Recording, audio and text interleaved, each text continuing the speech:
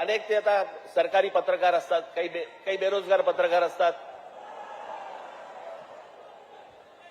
आणि मग ते बेरोजगार पत्रकार कुठच्याही युट्यूब चॅनल बिनलवरती जातात आणि म्हणतात की तुम्हाला माहिती आहे की नाही,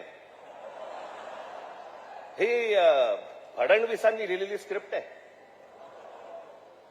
हा कोणता स्क्रिप्ट रायटर आहे मला अजूनपर्यंत कळलेला नाही, जो स्वतःचा अपमान पण त्याच्यामध्ये लिहितो, ज्याला हे सगळं मागे घ्यावं लागलं.